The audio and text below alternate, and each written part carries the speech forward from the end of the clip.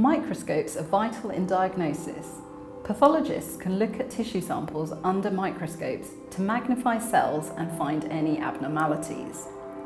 Anything that looks different can hold clues as to what the patient might be suffering from and what the treatment needs to be. In this activity, we will make our own simple light microscope, and for this we will need 1 clear plastic shot glass, 2 pieces of strong card, such as cereal box card, one 4 by 4 centimetres and the other 2.5 by 2.5 centimetres, a hole puncher, a small piece of aluminium foil, clear plastic sleeve, such as packaging sleeves or greeting card sleeves, water, a small piece of modelling clay, a pipette, some sticky tape, a torch, this is optional if there's no natural light, and some small items to view, such as a skeleton leaf as we have here. First of all, make a small hole using the hole puncher in the middle of the larger square of card. It doesn't need to be directly in the middle. Then, using the sticky tape, stick the cellophane square over the hole.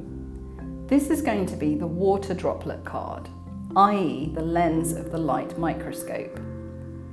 Now make sure that the card is cellophane side up to stop the water droplet lens from leaking into the card.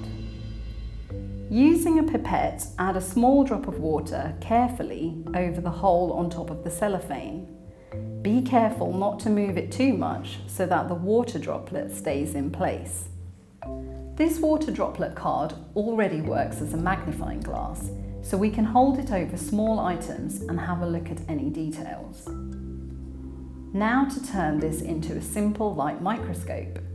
Using the smaller piece of card, wrap the aluminium foil around it, making sure there are no creases. This will act as a small mirror.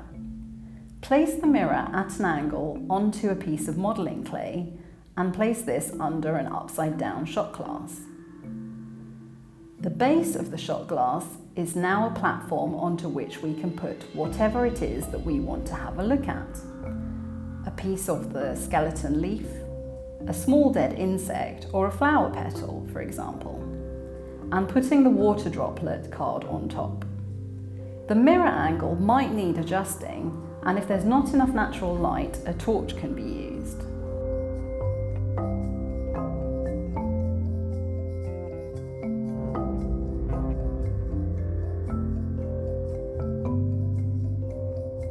This works because the water droplet can magnify small items up to 50 times and works like a convex lens.